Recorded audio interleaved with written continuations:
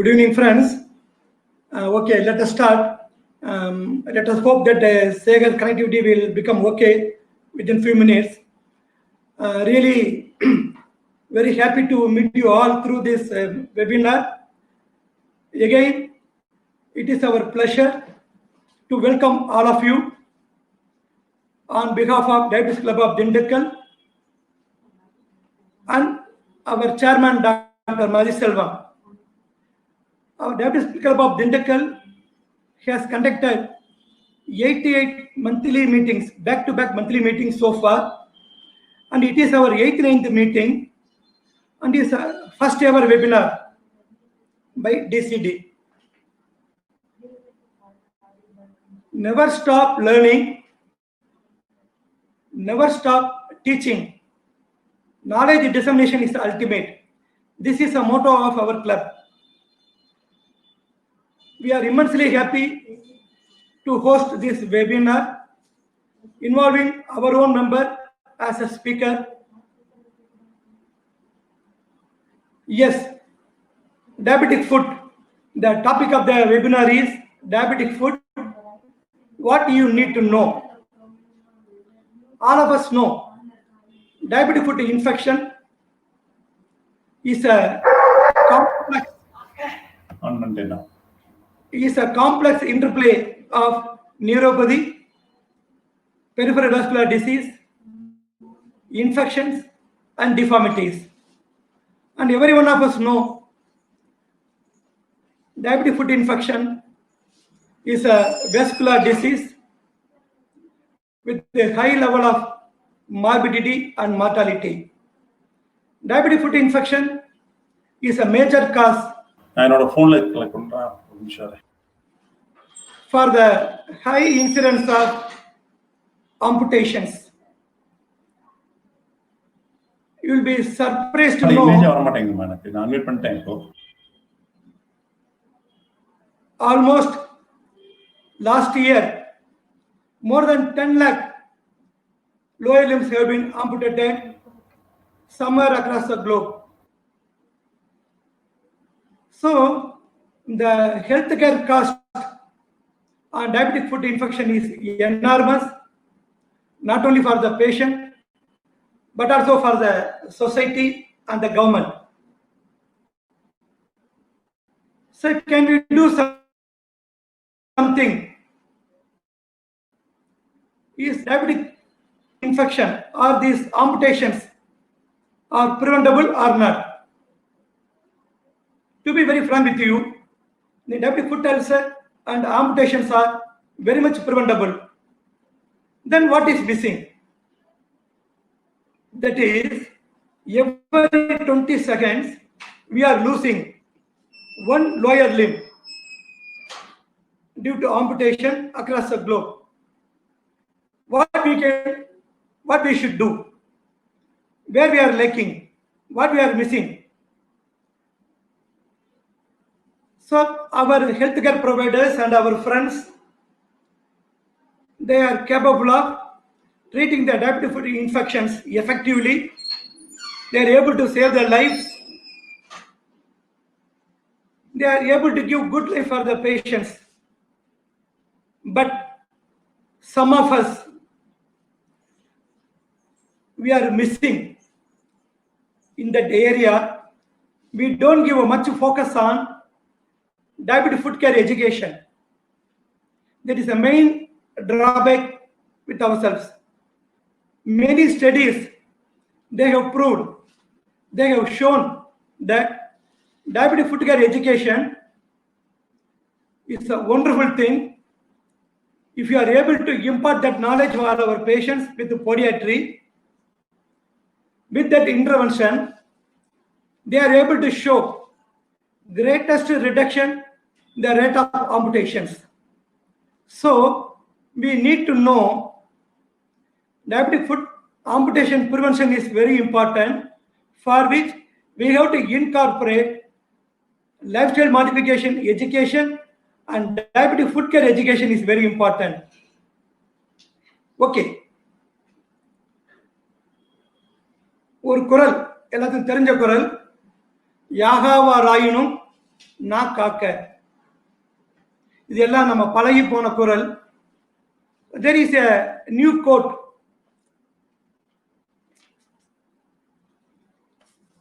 யாகாவா ராயினும் கால் காக்க. யாகாவா ராயினும் கால் காக்க. காவா கால் அக்கால் கருகுமே அதிக சர்க்கரைக்கு. This is by Professor Dr. Sundaram, retired professor of diabetology, Kilpa Medical College. Wonderful quote. These 2 lines will convey the entire message to the diabetic population. We used to convey this message wherever we go. Our patients need to give a big focus on the diabetic food. Once they are get educated, they should be educated to have an inspection of their feet on daily basis. This makes a bigger difference.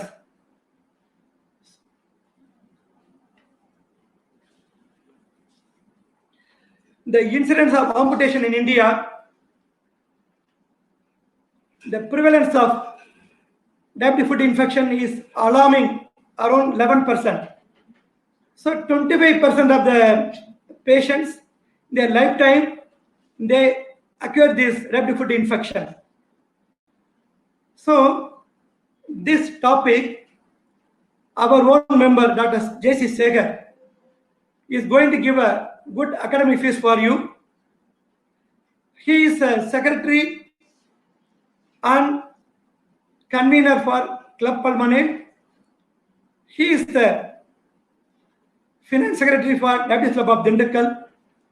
He is very passionate in updating the knowledge and teaching. He has got lot of accolades and awards for his meritorious selfless service activities across the society. He played a major role in organizing DCTCon series of diabetic annual conferences in Dindikkal, and a vital role in TRAC 2019 last year in Dindikkal, a state level diabetic conference by RSSDA. He loved to create awareness among the patients as well as for the doctors. He is a very good academician and clinician. So I also waiting to enjoy his academic feast. Before concluding my opening remarks, my humble appeal to all the doctors, friends, that is, let us take a first step in the prevention of the diabetic foot ulcer and amputations by way of motivating our patients, and let us advise our patients not to remove their footwear outside our clinic. Let us come inside the clinic with the footwear. This is one important message I want to convey. We encourage our patients to come inside the clinic, inside our chamber with the footwear. And also let us encourage them to use the footwear, that is domestic footwear also. By way of doing this, by way of imparting knowledge on diabetic foot care education, we can prevent diabetic foot and amputations. Instead of discussing latest technologies, imaging techniques, imaging modalities, and all those things, we can simply educate our patients. We can make them to prevent the diabetic foot ulcer. I think Dr. Segar has been connected. He is available. The session can be handed over to Dr. Segar. Otherwise, till he connects, I can share some knowledge about this diabetic foot, what we are doing in our daily routine practice. Actually, we need to educate our dietitians and diabetes educators. And we have to train our nurses. Some of the nurses as diabetes specialist nurse. Once they are motivated, once the patient comes inside on a routine, regular basis, patient's foot examination, that is inspection of the feet by our diabetes educators and dietitians. Then we have to spend at least 5 to 10 minutes with each and every patient on examination of the feet. So clinical history taking is very important. History of previous ulcer, previous amputations, and the thorough clinical examination and evaluation is very much needed. We have to make the patient to lie down on the cot. We have to literally examine the patient. We make the patient to remove his footwear and remove the socks. We have to examine the footwear also, and we have to see the foot dorsal aspect and plantar aspect, and we could see for any erythema, induration, swelling, any crack, ulcers, any callus. All these things we have to examine. This examination for about 2 to 3 minutes will give us a vital clue and vital information for all of us, and motivating the patient to self-examination of his foot is very ideal. Hello, Murli, am I audible? Yeah, hello, Murli, am I audible? Yeah, exactly. You are audible. You are audible. Hello, Murli, am I audible? You are very much audible, boss, and you are visible and audible. Now you can take over the session, boss. You are visible and audible. You can take over the session, boss.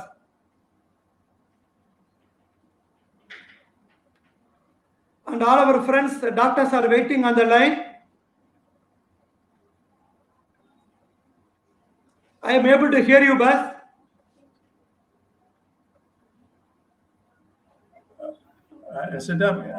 You'll be able to hear. Okay. Hello, good evening, every one of you. Hello, good evening, every one of you. I am able to hear you, boss. Great pleasure to be here this evening and talk to you about diabetic foot, what we need to know. Yes. First of all, I thank our Secretary, Dr. Muralidharan, for inviting me to give this talk. I thank him once again for inviting me to give this first ever webinar in our Critical Diabetes Club. It's also a great pleasure. And once again, I thank him for being my moderator. With his vast experience of conducting so many patient education programs, almost nearing 1,000 in the past 3 decades, he stands apart of all the diabetologists. So I'm very happy to have him as a moderator. I thank him for the very nice words he told about me. Now we enter into their presentation. I'm sorry, there were some issues about my net, so I'm joined a bit late. I'm happy to be with you now this evening. Hope I'm audible. Diabetic foot is one of the major complications of diabetes mellitus. It's one of the major complications of diabetes mellitus. That we all remember. It may look so benign. It may look like a cat walking behind you as your pet cat. Suddenly, it will change your colors and become a tiger and pounce upon you. It will leaving you devastated fully. You should really experience to appreciate it. And by the time patient realizes it, it is rather too late.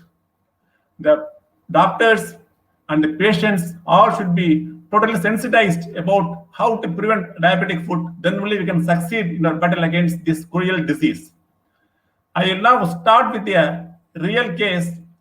That lady is a 54-year-old lady who had been a diabetic for the past 12 years on insulin.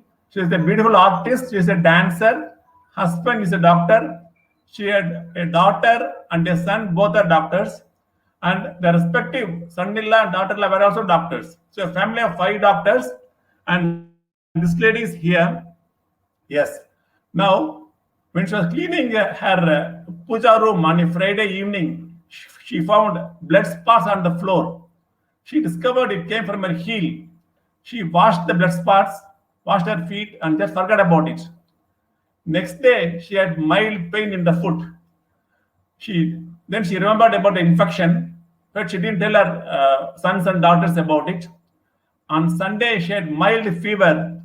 She was giving amoxicillin and paracetamol by the doctors, 5 doctors in the family.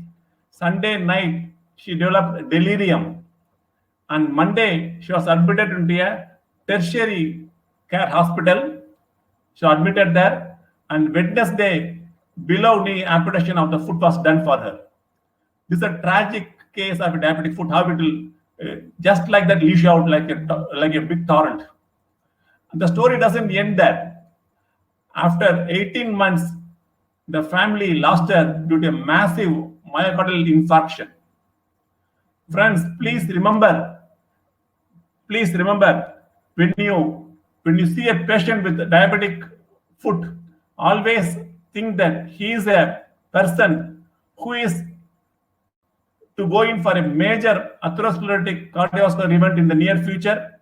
He is not only a patient of diabetic foot, but is a patient who will go for a major atherosclerotic event. Number 1, he may develop diabetic retinopathy at any time. He may go in for kidney failure at any time. If you treat his diabetic foot and not treat with his other diseases, you are gravely at fault. You should never do that. Now we go to the next slide now.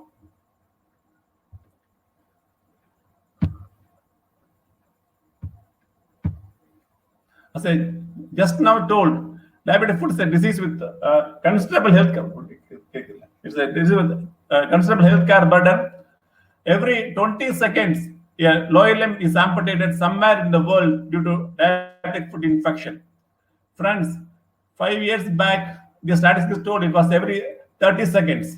Now, in the past 5 years, with so many advances in medicine, so many investigations come up, so many drugs, still the amputation time has lessened. They are alarming. 20 seconds, a patient loses his lower limb due to diabetic foot infection. It's a major reason for high incidence of amputation globally. It's a macrovascular complications associated with increased morbidity and mortality. Classic DFI, by definition, it involves any soft tissue or bone infection below the malleoli. And as I just now told, treatment negligence could lead to increased severity and complications. Spectrum of complications include superficial cellulitis to chronic osteomyelitis and gangrene and even lower limb amputation. It's an immense burden on the healthcare services. First, we'll go for the incidence. Incidence of DFI varies from country to country. In India, it's about 11.6%. Important risk factors for diabetic foot is smoking, male gender, and diabetic retinopathy. This is an immense burden for healthcare services. A patient with diabetes, if he develops diabetic foot, his family gets affected. A 40-year-old male, a 50-year-old, only earning member of the family, if he gets diabetic foot, it's done for him. He loses the limb, it becomes non-productive, and his whole family lags behind. And the 5-year survival rate of diabetic foot is 40 to 50%, which is much higher than any of the cancers. When a patient with diabetic foot comes, he will survive only for 5 years. That 40-50% of the patients will survive for up to 50%. Before that, a heart attack can take his life, or he may go for visual disturbances and so many things. And the cost of treating a diabetic foot is really immense. Cost of few hundred rupees to get a good chapel for him, that he won't do. And later on, he will have to pay in lakhs and lakhs of rupees for the treatment of diabetic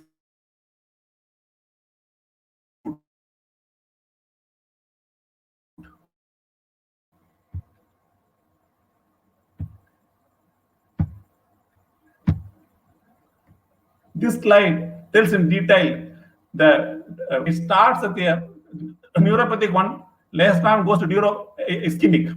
The autonomic neuropathy results in medial calcification, arteriovenous shunts are opening, there's hyperflux, the foot becomes hot and turgid.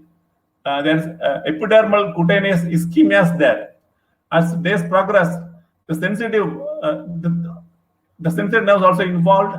It becomes insensible and it becomes a deformed foot, and it leads to ulceration due to extrinsic trauma, sometimes due to a tight fitting shoe or walking on a very hard surface, hard ground, or intrinsic trauma due to hyperpressure, and these leads to ulceration and infection, subsequent infection.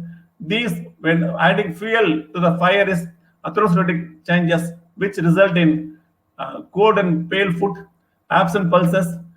There's distal hypoperfusion of the limbs, which result ultimately in gangrene and infection. So what starts as a neuropathic problem enters in a neuroischemic problem, and it takes time. It doesn't happen over a period of months. It takes years for this to develop, and that's why we are a bit careless. The autonomic neuropathy is manifested by decreased sweating, fissures and cracks happen, secondary infection results, and there's ulceration. The sensory neuropathy, there's loss of pain sensation initially. It is unnoticed trauma results. Then the progression of the lesion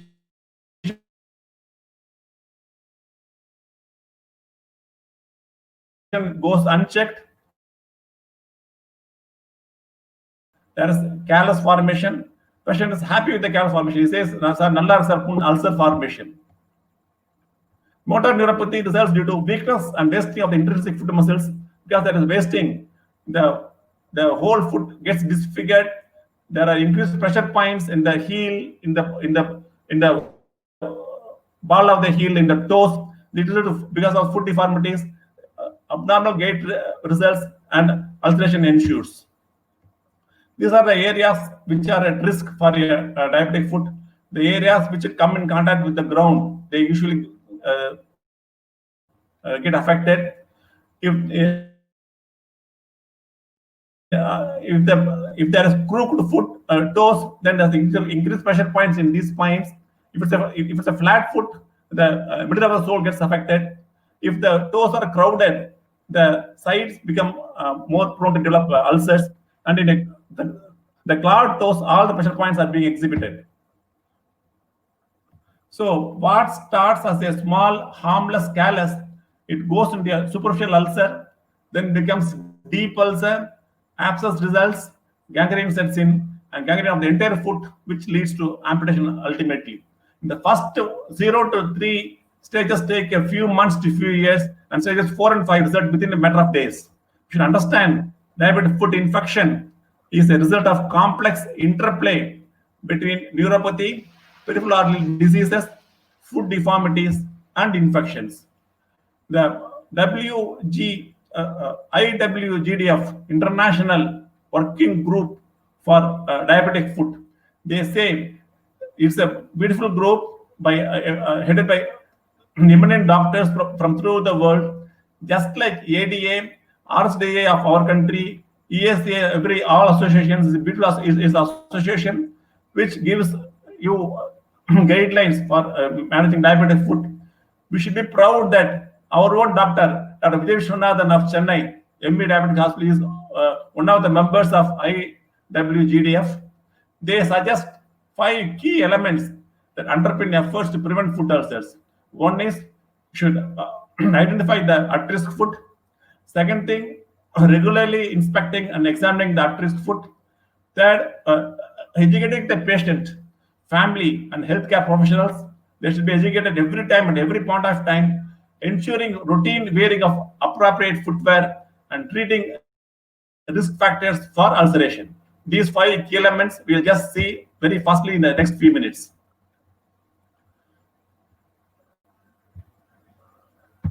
First one is comprehensive examination of the foot.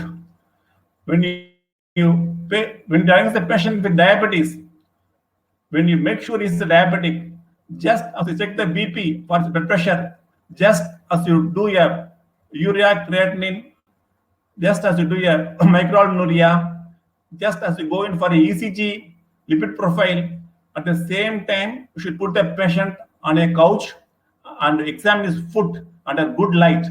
This is very important. First time itself, you should see the foot and examine it. You should take history of past ulceration, amputations, Charcot and joint vascular surgery, angioplasty, smoking. Should also take history for numbness, tingling sensation in the foot, burning. These things you should take care of. General inspection is very important. Careful foot inspection after removal of shoes. That's very important. And socks. And you should inspect the footwear also. Footwear will have a lot of stories to tell you. It can tell you wherever he has the callus, where he has the corns, how his foot is there, whether doctors of foot are normal, what are actual pressure points. All these things will be revealed by inspecting the footwear. Skin assessment is very important. Skin status, sweating. Absence of sweating will mean there is autonomic neuropathy, infections, ulcerations, calluses, blistering. Everything should be assessed. Musculoskeletal assessment. You should look for deformities such as claw toes, muscle wasting, etc. And of course, neurological assessment and vascular assessment, they top the list. Every patient you should test by yourself using a 10-gram monofilament.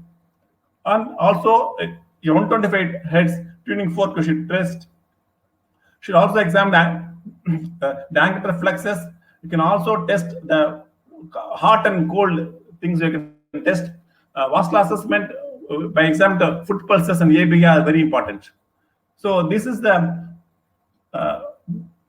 peripheral neuropathy is the most crucial component of defect of pathophysiology, and hence you should diagnose DFI. It necessitates a detailed neurological examination. We know how to use this beautiful instrument. Some simple one, 10-gram monofilament test. You should place the device perpendicular to the skin, apply pressure until it buckles, and hold it in place for 1 or 2 seconds. And these are the sites where you should perform the test. And vascular complications are being assessed by doing ABI, also by recording the BP in the arterial pulse, the posterior tibial and the dorsal spinatus arteries. When a patient with diabetic foot comes to swelling of the foot, all them are not DFI. You should also rule out the other cause of inflammatory response to the skin. You should look for any trauma. Patient might have had a slip and had a strain or a sprain in the foot, which you may mistake for diabetic foot. Gout is a very common presentation in some people. You know how gout cheats you. It will look like a red beautiful abscess, and especially in severe pain. But it will be febrile, but it's not DFI, it's only gout. And acute Charcot neuroosteoarthritis is very important. Fractures, patient will not have any pain, but there'll be swelling. If you done X-ray, you can rule out a fracture. Thrombosis and venous stasis, all these things you should rule out before arriving at the diagnosis of DFI. The IWGDF, International Working Group for Diabetic Foot, they are, as per their latest thing, 2019 risk stratification. As I told you, first time you see the patient, when you examine, you should identify his risk factors. Category 0 is ulcer is very low. The characteristic when there is no lobes. Lobes is loss of protective sensation. When there is no loss of protective sensation and there is no PAD, you should ask him to come to you every year for foot review. Category 1 is low ulcer risk. There is lobes or PAD, and in this foot, you should advise him proper foot maintenance and examine him every 6 to 12 months. Category 2 is moderate ulcer risk. There is lobes plus PAD or lobes plus foot deformity or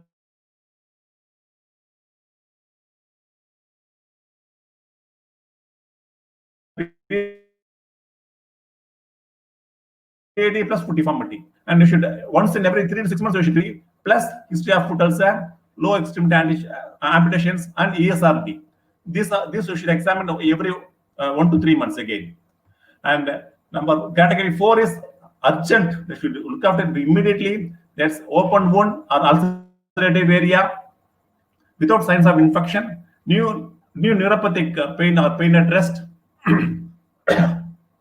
signs of active charpy deformity, vascular compromise, sudden absence of dorsal pedis and posterior tibial pulses, which should be seen immediately. And once the bone is involved, when there's osteomyelitis, you add O to 2 or 3. You call it 2.0 or 3.0 when the bone is involved. So when you see the patient and assess his risk, if it's low risk and medium risk or moderate risk, you should ensure routine wearing of the appropriate footwear for the patient, which is most important. In persons with diabetes and insensate feet, wearing inappropriate footwear or walking barefoot, they are the major cause of foot trauma leading to foot ulceration. Persons with the lobes must have and should be encouraged to wear appropriate footwear at all times, both indoors and outdoors. All footwear should be adapted to conform to any alteration in the foot structure or foot biomechanics affecting the person's foot. People with lobes or PAD must take extra care while selecting a footwear, especially when they have foot deformities or previous ulcers or amputations. The treating risk factors for ulceration is also very important. Whenever you review the patient, you should see that there are no fresh calciums formed, there are no corns, and should remove blisters or rending them if necessary. Should appropriately treating ingrown and thickened nails, prescribing antifungal treatment for fungal infections. This should be done again and again to avoid a major catastrophe of diabetic foot infection.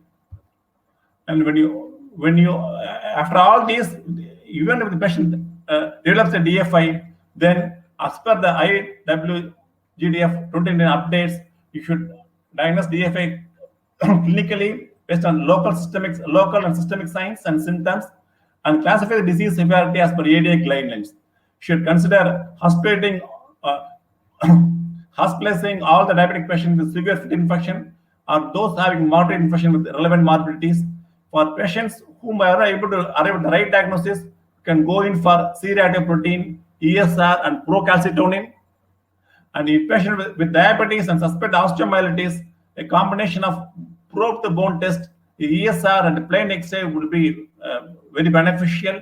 Or if you are still in doubt, you can go for a MRI or FDG PET scan. Wi-Fi score is very useful. Once you diagnose DFI, you should assess overall limb threat status. You should see how good the wound is, how the patient will survive. For that comes the Wi-Fi score for DFI. Wi-Fi is just like you classify the tumors TNM score. W stands for wound, I for ischemia, and FI for foot infection. Wound is W0 when there are no ulcers or gangrene. It's W1 when small ulcer and there's no gangrene. It's W2 when there are deep ulcer and gangrene limited to foot. It's W3 when extensive ulcers are there. As far as ischemia is concerned, when there's no ischemia, when the toe pressure is more than 60, it's I0. It's between 40 and 59, it's I1. Between 30 and 40, it's I2. And when less than 30, it's 3. And for foot infections, it's FI1 for uninfected foot. It's FI1 for mild when the cell is less than 2 centimeter. Moderate FI2. Sorry, I'm just checking the audio, so I'm getting disturbed. Please don't mind it.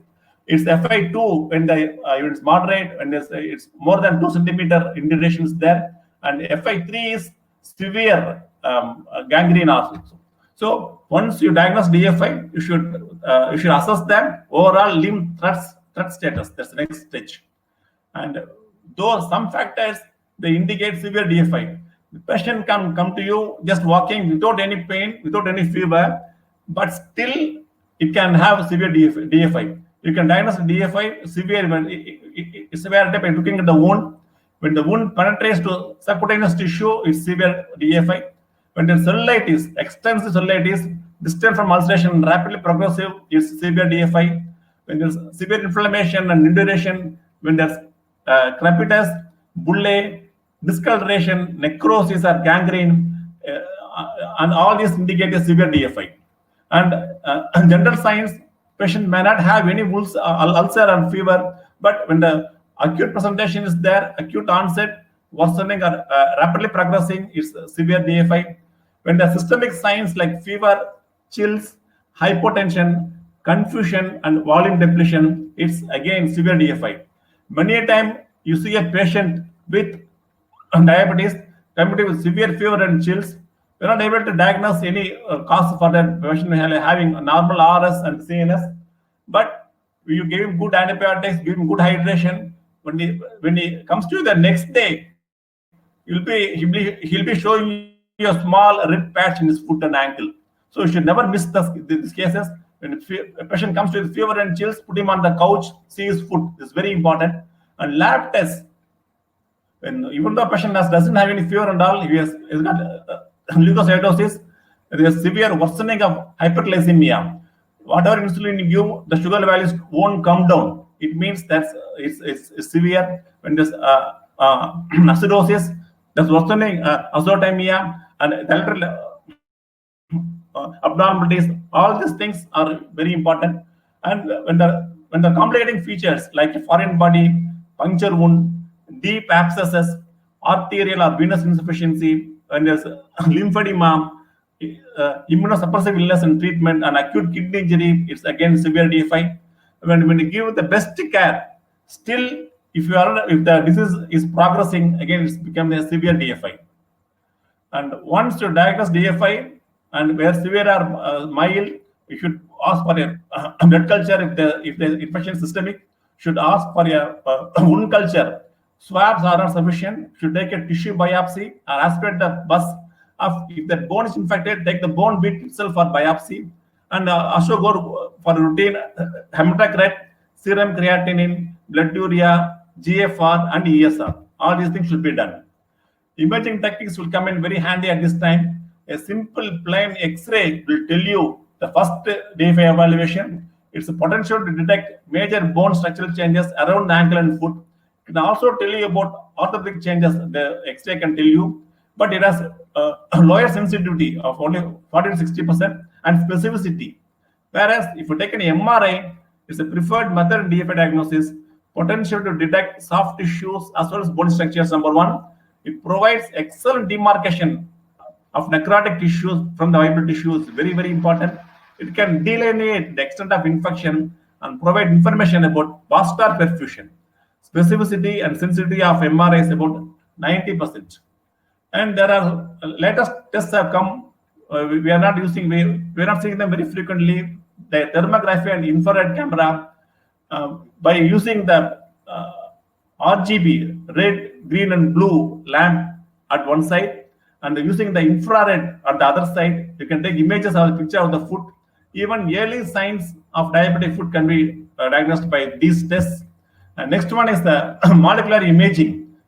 Science is so advanced there in Western countries, they go for SPECT-CT, FDG PET, and pathogen-specific molecular imaging, where they give us a chemical that binds with the specific organism which forms the pus, and you'll be able to locate the early stage of the abscess formation. You can diagnose it very rightly. So these things are possible, but we don't use it regularly. It's only in the higher centers they use it. And you should also remember that in a patient with DFI, you should consider a patient will be having all these problems also. Can be having a poor metabolic control. There may be other concomitant comorbidities. There may be severe anemia and malnutrition. The patient may have end-stage renal disease and edema, psychosocial problems. All these will come into play when you treat a patient with diabetes foot infection. And once you see a diabetic infection, once you say with minor or once diagnosed, once the treatment should be the first is the treatment of infection. When the ulcer is superficial, you should cleanse the wound thoroughly, debride all the necrotic tissue and surrounding callus. You should start empiric oral antibiotic, which is targeted at SRAs or Streptococcus. When the infection is mild, you can go for amoxicillin clavulanic acid, clindamycin, or linezolid. When you suspect both gram-negative aerobes and anaerobes, you can go for amoxiclavulicin plus clindamycin plus fluoroquinolones, usually levo and moxifloxacin. But you should be beware of hypoglycemia induced by the fluoroquinolones. For moderate to severe infections, patients need to be hospitalized and given IV antibiotics, usually ampicillin sulbactam, piperacillin tazobactam, and meropenem. And the duration of therapy should be at least 7 to 14 days. When the ulcer is deep and extensive, they have the potential they are limb-threatening infections. Should urgently evaluate the need for surgical intervention to remove the necrotic tissue, including infected bone, release compartment pressures, and drain abscesses. Because when there is an abscess there, and the compartment pressure is very high, it can cause real damage within a few hours. So you should be very careful to diagnose them early and release them immediately. And at this stage, you should also assess for PADs and plan for revascularization if needed. Should initiate empiric parallel broad-spectrum antibiotics, and depending on the response and consensus reports, adjust the antibiotic regimen. Another most important thing is, in ulcer treatment, once you stabilize give antibiotics and drain all the pus, you should aim at restoration of the tissue perfusion. The aim of revascularization is to restore direct flow to at least one of the foot arteries, preferably the one that supplies the anastomotic region of the wound. In patients with ankle pressure less than 50 millimeter or ABA less than 0.5, should consider urgent vascular imaging and appropriate revascularization. Also, when the toe pressure is less than 30 or TC is less than 25, should consider urgent revascularization. When the ulcer fails to heal, when the ulcer fails to show signs of healing within 3 weeks, in spite of good treatment, good antibiotics, you should consider revascularization. And if you are contemplating a major, that's above ankle amputation, first consider the option of revascularization, then you go ahead. Pharmacological therapies to improve the perfusion have not proved to be beneficial, and they are not. And local ulcer care is very important. Once you stabilize the ulcer, regular inspection of the ulcer is essential. Debride ulcer and remove the surrounding callus with sharp surgical instruments. Select dressings to control excess exudation, and you should maintain a moist environment. Do not soak feet. This is very, very important. Negative pressure may help heal postoperative wounds. Biologically active products like collagen, growth factors, and dressings and topical applications containing silver or other antifungal agents are not well supported for routine ulcer management. So they are not recommended. But you can use them, but they are not proved to be. And one of the following adjunctive treatments in non-infected ulcers that fail to heal after 4 to 6 weeks, despite optimal clinical care, these may come in handy. A sucrose octasulfate impregnated dressing in neuroischemic ulcers, a multi-layered patch of autologous leukocytes, platelets, and fibrin in ulcers with or without moderate ischemia, placental membrane allograft in ulcers with or without moderate ischemia, systemic oxygen therapy as an adjunctive in ischemic ulcers that do not heal despite. But I don't have any experience with all these things. Offloading will be the cornerstone in the treatment of ulcers that are caused by increased biomechanical stress. Preferred offloading of neuropathic plantar ulcer is non-removable knee offloading devices, which is called the total contact cast, and or the removable walker rendered irremovable. When this is contraindicated or not tolerated, removable knee high or even ankle high offloading device should be used. Caution is you should practice caution when you are trying to offload the wound is infected or ischemic. For non-plantar ulcers, removable ankle high offloading device with modification can be used. This is the total contact cast. You can see the blue bridge beneath the sole to protect the ulcer area. Also, these are the various shoes which can be used. There's heel relief for midfoot relief and sarcoid arthrosis, forefoot relief, etc. And you should always keep in mind metabolic control of the treatment of common is very, very important. Should optimize the strict blood sugar control with insulin. Should treat the edema and anemia. Should maintain a strict BP control of not more than 130/80 with ARBs and ACIs. Put him on high intensity statins if he is not on already. Should always remember, as I already told, diabetic foot disease is not restricted to foot alone. He is in for a major atherosclerotic cardiovascular event in the near future. So see that his BP is under control, is on high intensity statins. This is very, very important. And screening, you should screen him for diabetic retinopathy, should motivate him to stop smoking and avoid any form of tobacco. 5-year mortality rate of the patients with diabetic foot amputation is very high due to CV events. So take care and follow them comprehensively. This is the patient education, the most vital steps to prevent DFI. You should wash your feet even every day with lukewarm water and mild soap. You should dry your feet well, especially between the toes. You should apply the moisturizing creams well on the shoes, but not in between the toes. Check your feet for blisters, cuts, and wounds. Keep your toenails cut properly. They should not be cut round, they should be cut straight. Should wear a clean socks that are not too tight or too small. Should keep your feet warm and dry with the proper use of shoes. When you buy a shoe, it's always better to buy the shoe in the evening and not in the morning. And your foot size, your shoe should be at least 1 to 2 centimeter larger than your foot size. Number 2. Number 3, you should always the breadth of the shoe should be more than the your breadth of the foot at the head of the metatarsal joints. You should keep these points always. You should never walk barefoot. It's very, very important.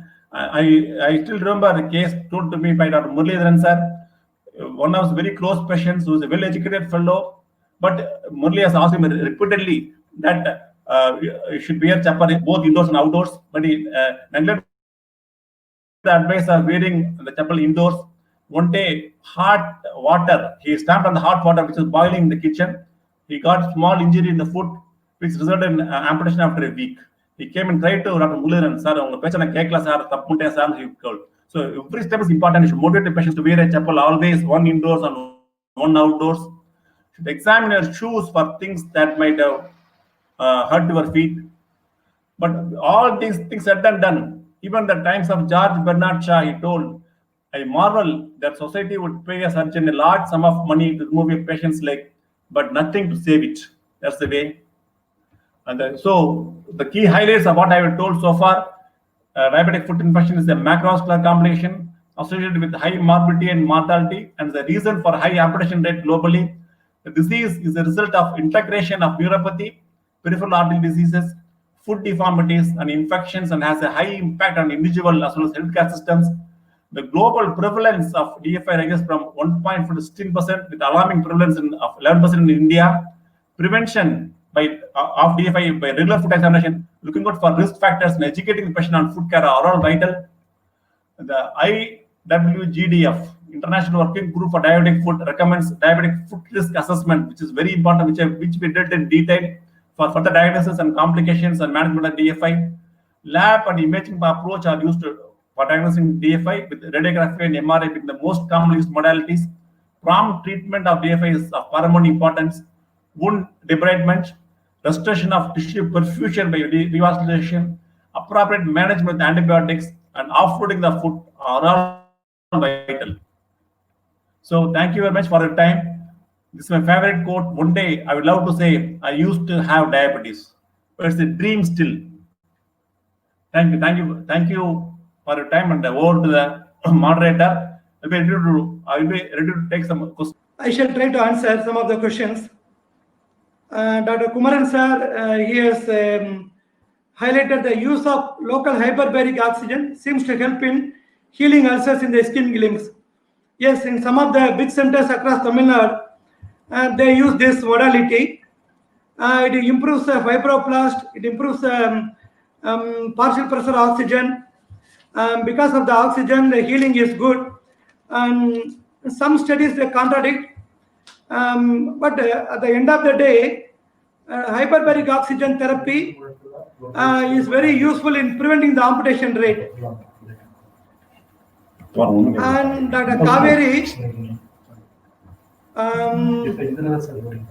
thickness of the skin and the soles. Madam phone with the Will any topical application help in getting it? the 1 second, 2 second, the audio cut on research. Dr. Kaveri Madam, there is some induration or some thickness. The thickness you can, if it is a callus or callosity, you can debride it, or if it is not a callus or callosity, what is my suggestion is you can advise accommodative footwear, therapeutic footwear, so that we can offload that pressure point.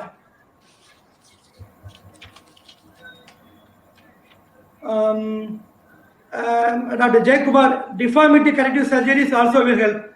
Yes, sir, really you are correct. Those surgeries are very helpful in offloading these pressure points that will improve the wound healing. Dr. Prabhu sir has highlighted one important question: how to offload foot ulcer without specific footwear for poor patients. Yeah, there are some podiatrics, they do some form of bar fixing everything with minimal expenditure. We can modify the footwear, the routine footwear, we can modify it, we can offload it. We need not spend much on the footwear. Some of the people across Madurai and Chennai, they are able to do some adaptations of the bar-like things.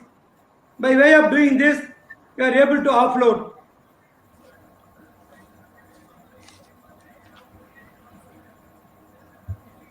How to choose empirical antibiotics before the culture report? Dr. Thangavelu is one of the renowned foot care consultant. He is practicing in Erode. He is doing lot of work on the diabetic foot work, and also he is conducting a lot of annual meetings on diabetic foot. So empirical antibiotics depends upon the situation, as you know very well. So culture and sensory report, we have to wait for some 2 to 3 days, sometimes 3 to 4 days. So we can, depends upon the situation, we can go for a combination of the patient has diabetic foot infection is severe, the cellulitis are more than 2 centimeters, and there is a erythema and edema, everything. So we can go for a broad spectrum antibiotic. Usually what I do in my practice is, before getting the results of culture and sensory report, I used to go for ceftriaxone and amikacin combination. When there is a necessity, I can go for metrogyl combination also. With apart from the wound debridement, other foot care measures and wound healing procedures, this is a way we follow. Suppose the patient is CKD, stage 3 or stage 4 CKD, then we cannot use this amikacin or gentamicin. This aminoglycosides is contraindicated. For those patients, using this linezolid is very effective. For some patients, clindamycin is effective until the CS report comes. Hello. Dr. Raja has asked about role of the pentafloxacin as a overlap. Pentaxiphyline is effective for so many patients. The role of vasodilators, one question from one gentleman. Vasodilators, what we do is, in our practice we use silastazole. The silastazole is very effective. It is very helpful in intermittent claudication and etc. Moreover, when there is a peripheral artery stenosis or insufficiency blood circulation, those patients already we will be using clopidogrel in some of the patients. Already the patient is on clopidogrel, you can continue the same clopidogrel, plus we can add silastazole. Dr. Rajesh, use of aspirin or clopidogrel. In my practice, the clopidogrel is very much effective. We have been using clopidogrel instead of aspirin. Dr. Sham Ibrahim, is there any role for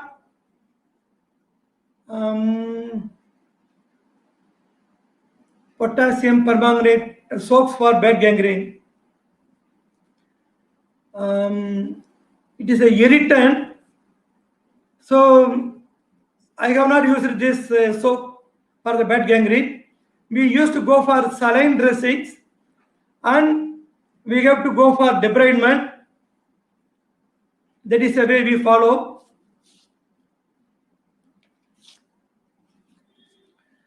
For foot deformity, is surgery indicated? Dr. Rajesh. So foot deformity is due to the combination of neuropathy, and in the neuropathy there are three components. Peripheral neuropathy, three components: sensory neuropathy, motor neuropathy, and autonomic neuropathy. Because of the sensory neuropathy and motor neuropathy, you could encounter in muscle waste and intrinsic muscles of the toes, the flexor components of the toes. There is an imbalance between the flexor and the extensor component. That leads to deformity, increased pressure points. For this foot deformity, I think there is no surgery indicated. We have to go for accommodative therapeutic footwear. That is a thing we have to go for it. And Dr. Murugesa Pandian, he has highlighted the role of Oxum solution for diabetic ulcers. Yes, for wound cleaning, everything we can use Oxum solution. Nowadays, even saline dressings, using saline water, cleaning the wound is very ideal. And Rajesh Rajagopalan, epidermal growth factor, I think you mean platelet-derived growth factor. I think so. Now there are two preparations available. One pecaplermin in the brand name of Plermin. Platelet-derived growth factors, they are very useful in granulation of the wounds, everything. Topical application. Another brand name is Regranax. And Dr. Murugesa Pandian, he has highlighted how often you advise angiography for foot ulcers. Yes, a wonderful question. That is arteriography.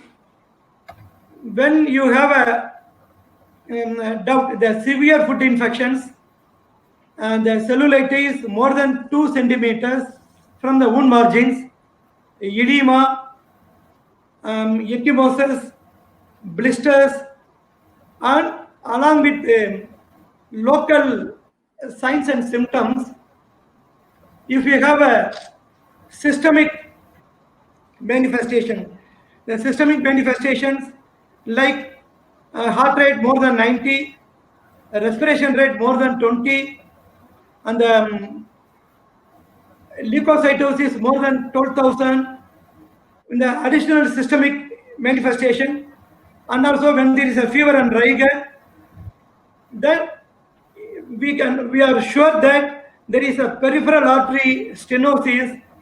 We advise, that is a stage, we advise referral to vascular surgeon, and we go for arteriography. Nowadays, in some big centers, they are doing femoral balloon occlusion arteriography. It gives very good information. By way of doing this, we can see the stenosis, etc. And we can go for revascularization procedure. And thank you, Murugesa Pandian. And Rajesh, thank you very much. If there are no other questions,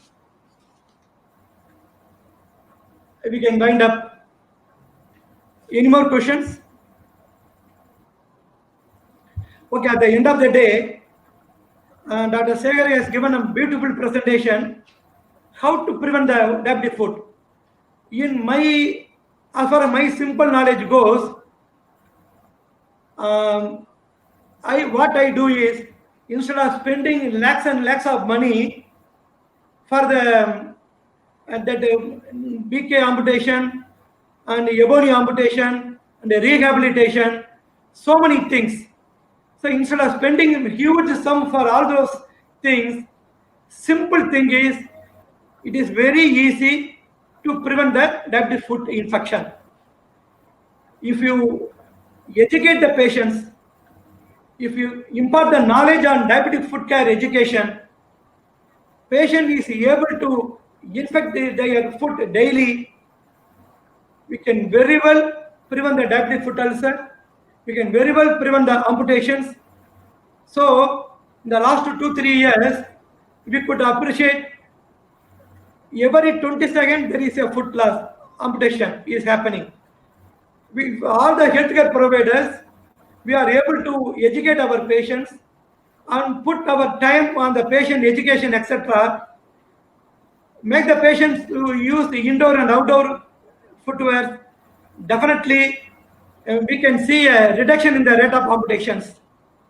Thank you, friends. Thank you very much. I think we can conclude and we can close the session. Thank you, Dr. Segar. Thank you, Dr. Harsh.